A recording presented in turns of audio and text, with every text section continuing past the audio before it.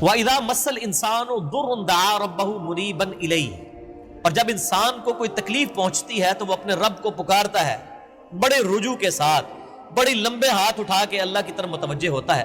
ثُمَّ إِذَا خَوَّلَهُ نِعْمَةً مِّنْهُ، جب ہم اسے اپنی طرف سے نعمت عطا کر دیتے ہیں، نَسِيَ مَن كَانَ يَدْعُو إِلَيْهِ مِن قَبْلُ، تو وہ ایسا بھول جاتا ہے جیسا کہ اس نے کبھی ہمیں پکارا ہی نہیں تھا۔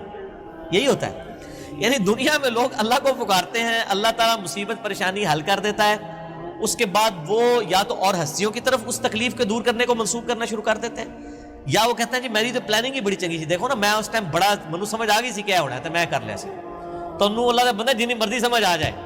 اللہ کے سامنے تو اتنے فیکٹرز ہیں کہ کسی بھی انسان کو کسی بھی وقت وہ آنے واحد میں ہیرو سے زیرو اور زیرو سے ہیرو کر دے، اس کے لیے کوئی مسئلہ ہے؟ یعنی انسان کی ساری پلاننگز دھری رہتی ہیں، جیسا کہ مولا علی رضی اللہ تعالیٰ عنہ علیہ السلام کا قول ہے کہ میں نے اپنے ارادوں کے ٹوٹنے سے اپنے رب کو پہچانا ہے، یعنی میں پورا ارادہ کر لیتا ہوں، سارے کے سارے سرکمسٹانسز فیوریبل ہوتے ہیں میرے لیے، ڈن، اچانک پتہ ہی نہیں چلتا کہ یہ کیا ہو گیا، ایسا ہو جاتا ہے میرے بھائیوں۔ اور یہی چیزیں بیسیکلی اللہ تعالیٰ اپنا آپ انسان کو دکھاتا ہے کہ کوئی شخص اللہ تعالیٰ سے کبھی بھی آزاد نہیں ہو سکتا، حتیٰ کہ آپ دیکھ لیں سورۃ الکہف میں آیا کہ اے نبی علیہ السلام کبھی ایسا نہ ہو کہ آپ یہ ایک بات کہیں کہ میں کل یہ کام کروں گا اور آپ انشاءاللہ نہ کہیں، ایسا کبھی نہیں ہونا چاہیے، انشاءاللہ کے ساتھ کہنا ہے۔ اگر وقت کے پیغمبر کو یہ بات کی جا رہی ہے، ہمارے محبوب صلی اللہ علیہ وآلہ وسلم کو، کہ آپ نے کبھی مستقبل کے بارے میں انشاءاللہ کے بغیر بات نہیں کرنی، کبھی نہیں کرنا ہے میں کام کروں گا، مگر یہ کہ انشاءاللہ ماشاءاللہ کے ساتھ، کیونکہ انسان تو صرف ان فیکٹرز کو دیکھ رہا ہوتا ہے نا جو آپ کے سامنے۔ ہم نے کئی بار چیزیں دیکھی ہیں، ہر فیکٹر کاؤنٹر کرتے ہیں، میرے جیسا تو وہمی بندہ کوئی شاید چھوڑتا ہی نہیں ہے، پھر بھی کچھ کوئی نہ کوئی پاک نکل آتی ہے بچوں، کیوں نکل آتی ہے؟ انسان کبھی آزاد نہیں ہوتا اللہ سے، اس کی تقدیر سے کبھی آزاد نہیں ہو سکتا۔ اسی لیے الحمدللہ عرصہ دراز سے ہم اپنی پوری ایفرٹ کر کے اس کے بعد اللہ پر ہی توقع رکھتے ہیں، اور میں یعنی جتنا اپنے دنیاوی معاملات میں یا دین کے کام میں ریسورسز کو مینیج کرنے میں وہمی ہوں نا، اس سے زیادہ میں الحمدللہ عرصہ دراز سے اللہ کے بارے میں وہمی ہوں کہ جب کچھ میں سب کچھ کر لیتا ہوں نا، اور مجھے سب سے زیادہ جس چیز کی ٹینشن ہوتی ہے نا وہ اللہ کی ہوتی ہے کہ اللہ تعالیٰ کو رکاوٹ نہ ڈال دیں، اللہ کی طرف متوجہ رہتا ہوں ہر معاملے میں۔ اور اس کا میں نے پھر پازیٹیو رزلٹ دیکھا ہے کہ میرے بگڑے ہوئے کام جس میں نے کئی چیزیں اوور لک کی بھی ہوتی ہیں، وہ پھر اللہ نے سنبھالی ہوتی ہیں، وہ خود بخود ریزالو ہونی شروع ہو جاتی ہیں، پتہ ہی نہیں چلتا کہ کہاں سے اللہ تعالیٰ معاملات کو سیدھا کرتا ہے۔ وَمَن يَتَّقِ اللَّهَ يَجْعَل لَّهُ مَخْرَجًا وَيَرْزُقْهُ مِنْ حَيْثُ لَا يَحْتَسِبُ، یہ قرآن کی آیت ہے سورہ طلاق کی، جو کوئی اللہ پر تقوی اختیار کرے گا ہم اس کو وہاں سے رزق دیں گے کہ اسے گمان بھی نہیں ہوگا۔ ان اللہ بالغ امری، اللہ تعالیٰ اپنے کاموں کو پورا کر کے رہتا ہے، اللہ نے جو ارادہ کر لیا نا جس کام کو بلوغت تک لے کے جانے کا وہ اس نے کر دیتا ہے، لیکن قد جعل اللہ لکل شیء قدرا، لیکن ہر چیز کے لیے اللہ نے ایک اندازہ مقرر کر رکھا ہے، یعنی جب وہ وقت آئے گا نا تبھی وہ معاملات ہوں گے، اس سے پہلے نہیں ہو سکتے، آپ جتنا مرضی ٹل لگا لیں، جس چیز کا جو وقت ہے وہ اسی وقت پہ ہونا۔ تو اللہ تعالیٰ فرماتا ہے کہ یہ جب ہم ان کو عطا کر دیتے ہیں پھر یہ فوراً اللہ کو بھول جاتے ہیں۔ وہ میں اگلے دن وہ قاسم علی شاہ صاحب کی ایک ویڈیو دیکھ رہا تھا، انہوں نے بڑی اچھی بات کی واسف علی واسف صاحب کے حوالے سے، وہ کہہ رہے تھے کہ وہ بتا رہے تھے کہ اللہ کی طرف آپ کی توجہ اور توکل کا لیول کیا ہونا چاہیے۔ ایک تو وہ توکل ہے جو ہمیں واعظین کی تقریروں میں نظر آتا ہے، ان کی کتابوں میں نظر آتا ہے، پریکٹیکلی وہ 1% اللہ پہ توکل نہیں کرنے والے ہوتے ہیں۔ اگر اللہ پہ توکل ہو تو وہ اپنے چاہنے والوں اور مریدین سے چندے اکٹھے نہ کر رہے ہوں اور ایک ایک چیز کی ٹینشن کر رہے ہوں، تو وہ ایسے معاملات نہیں ہوتے۔ وہ میرے ایک دوست ہیں، یہ واقعہ آپ نے یاد رکھا ہے، میں دوبارہ آپ کو قاسم علی شاہ صاحب والا بعد میں سناتا ہوں، مجھے ایک اور واقعہ یاد ہے۔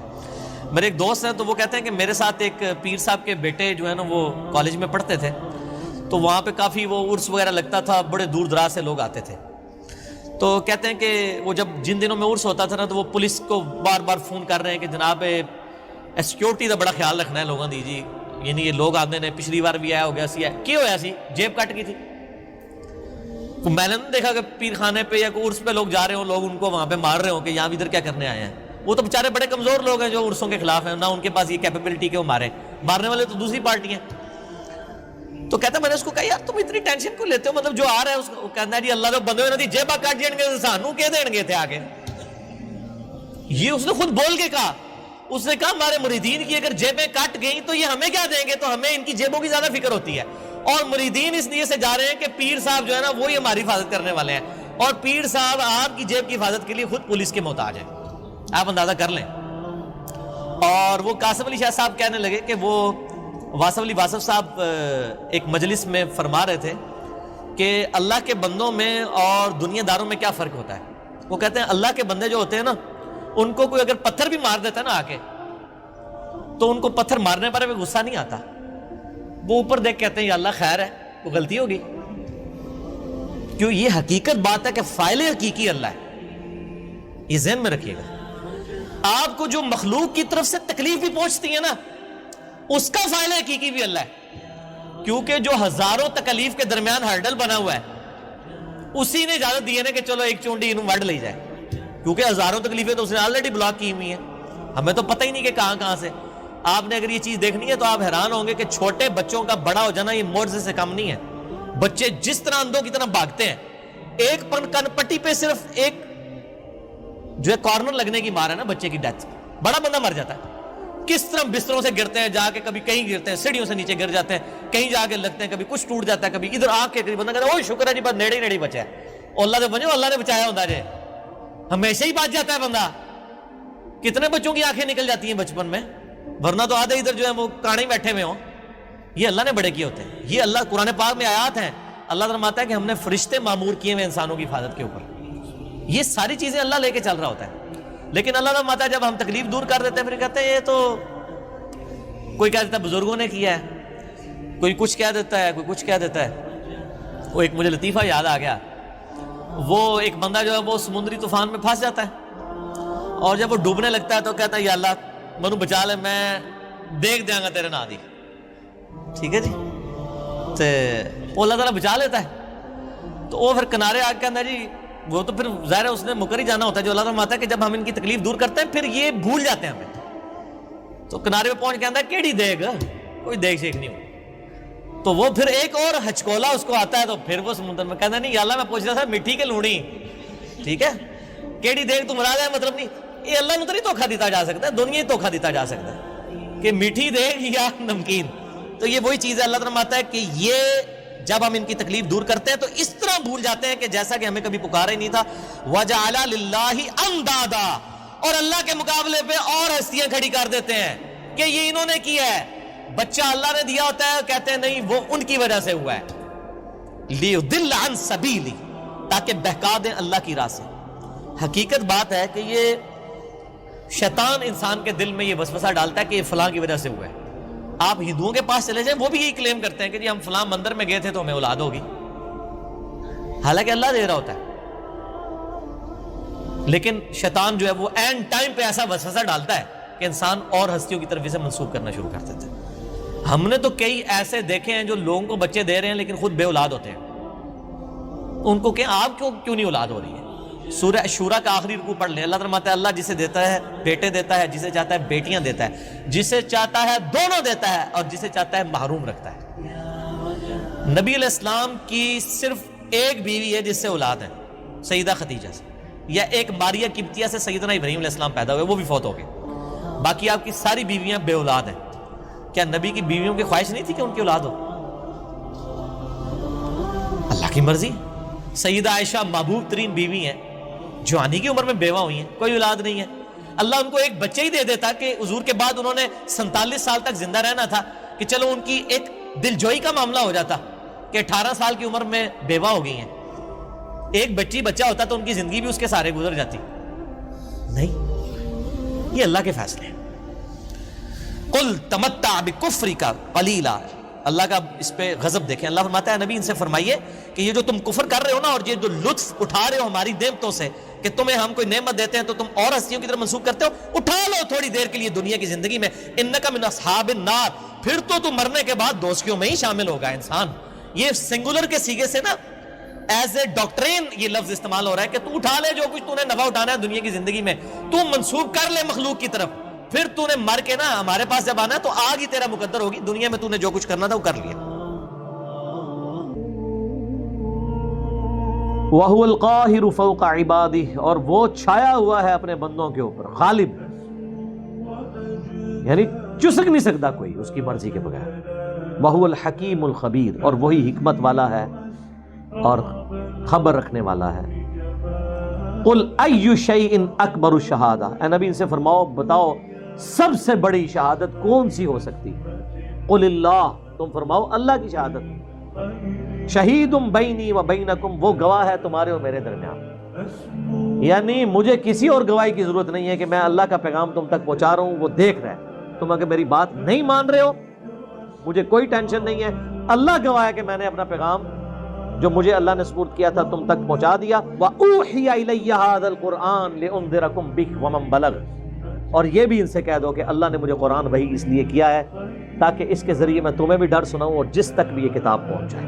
یہ وہی آیت جو ہم نے سینکڑوں دفعہ یہاں پہ تلاوت کی ہے، سورۃ الانعام آیت نمبر 19، اسی میں میرا ریسرچ پیپر ہے امام الانبیاء کی دعوت قرآن، اس کے ٹائٹل پہ یہ آیت لکھی ہوئی ہے، ریسرچ پیپر نمبر 4۔ تم فرماؤ قرآن مجھے اس لیے وحی کیا گیا تاکہ اس کے ذریعے میں تمہیں ڈر سناؤں۔ اچھا مجھے بتائیں، اگر اللہ کے نبی جن کی پرائمری رسپانسبلٹی تھی کہ انہوں نے قرآن کے ذریعے لوگوں کو آخرت کا ڈر سنانا ہے، اللہ کی طرف مائل کرنا ہے، تو اس کا مطلب ہے کہ اس سے بیسٹ سلیبس تو کوئی نہیں ہو سکتا، رسول اللہ سے بڑا ٹیچر کوئی نہیں صلی اللہ علیہ وآلہ وسلم، قرآن سے بہترین سلیبس ہی کوئی نہیں ہے، تو یہ بابوں نے اپنی کتابیں لکھ کے امت کو کیوں تھمائی ہوئی ہیں؟ ان سے ذرا پوچھیں۔ فضائل اعمال، فضائل سنت، 14 ستارے، یہ پکڑ کے کیوں انہوں نے حوالے کیے ہوئے ہیں؟ کہ قرآن میں کوئی نقص تھا؟ اور حکم یہ ہو رہا ہے کہ اے نبی تم نے بھی اس قرآن کے ذریعے تبلیغ کرنی ہے اور جس تک بھی پہنچے۔ قرآن پہنچا، لیکن آپ دیکھ لیں کیا خدمت کی ان لوگوں نے۔ 1000 سال سے اسلام یہاں آیا ہوا ہے، کسی نے قرآن کا ترجمہ نہیں کیا، یہ تو پچھلے 100-150 سال میں ہی ترجمے ہوئے۔ بخاری کا پہلا ترجمہ 1920 میں ہوا ہے، آلموسٹ 100 ایئرز پہلے۔ پہلے ان سے پوچھیں آپ کیا کرتے رہے ہیں؟ یہاں کی لوکل لینگویج تھی فارسی، پھر اردو بن گئی۔ قرآن فارسی میں ٹرانسلیٹ کیوں نہیں کیا؟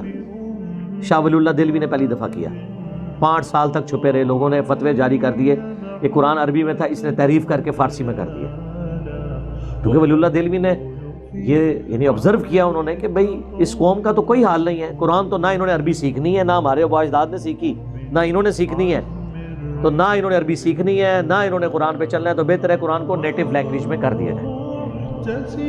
جس نے ہم نے یوٹیوب کا موڈ اختیار کیا ہے، ہمیں پتہ ہے کہ مدرسوں میں انہوں نے کوئی دین نہیں سکھانا، نہ انہوں نے صحیح بات لوگوں کو بتانی ہے، تو پھر ہم الٹیمیٹلی یہ جو ایک ڈیجیٹل موڈ ہمارے پاس موجود ہے ہم لوگوں تک بات پہنچائیں۔ تو جب فتوے جاری ہوئے 5 سال تک وہ چھپتے پھرے۔ یہ آج آپ کو فیشن نظر آ رہا ہے نا، یہ سارے بزرگان دین کے جو لیٹسٹ 20ویں صدی کے بزرگان دین ہیں، ان کے ترجمے یہ زدم زدہ ہوئے ہیں۔ جب ایک ہوا دوسرے نے کہا اچھا میں بھی کرتا ہوں، شاہ ولی اللہ دہلوی کے بیٹے نے اردو میں ترجمہ کر دیا، پھر آگے دیوبندی اس ترجمے کو لے کے چلے تو بریلویوں کو فکر پڑ گئی، انہوں نے اپنا ترجمہ کر لیا، پھر بریلویوں کے اندر اپنے ترجمے شروع ہو گئے، پھر شیعہ نے کہا کہ چلو ہم بھی اپنا ترجمہ کرتے ہیں۔ یہ انہوں نے زدم زدہ کیا ہے۔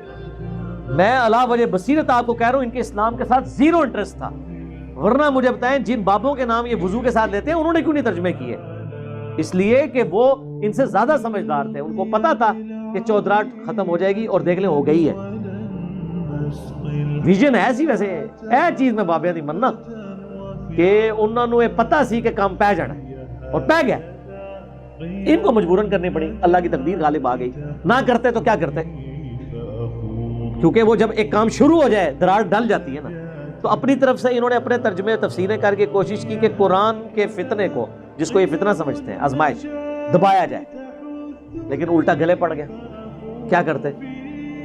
اور آج ان کے لیے مصیبت بنی ہوئی ہے، احادیث کے ترجمے بھی ہو رہے ہیں۔ اب لوگ کہتے ہیں جناب کہ وہ ایک دیوبندی نے کتاب لکھی ہے مناقب ابی حنیفہ، اس کے مقدمے میں لکھا ہے دور حاضر میں حدیث کی کتابوں نے زندیقیت کا دروازہ کھول دیا ہے۔ پہلے ہم لوگوں کو مسئلہ بتاتے تھے، لوگ سن لیتے تھے، اب جب مسئلہ بتاتے ہیں وہ کہتے ہیں دسو کتنے لکھے ہے۔ یہ پوچھنا ہے لوگوں نے، شکر کرو کہ پوچھ رہے نے۔ ایک او وقت آنا ہے پہلے ایک تو ترن گے، پھر کہیں گے مما کی تو بیان کیتے ہی نہیں کیتا دے تھے لان کر، یہ دن دور نہیں جے. ابھی تو آپ سے یہ لادہ پوچھتے ہیں نا سر، یہ وہ جس طرح ہمارے ایک بھائی فون کر کے کہتے ہیں مولانا یہ کہاں لکھا ہوا ہے، کوئی آیت ہے، کوئی حدیث ہے؟ اے اس دن تو ڈر جاؤ تو لوگ کنوں پکڑ کے تانوں لاون گے کہ کر رہے ہو تسی، کوئی چیز لکھی ہے کدھر؟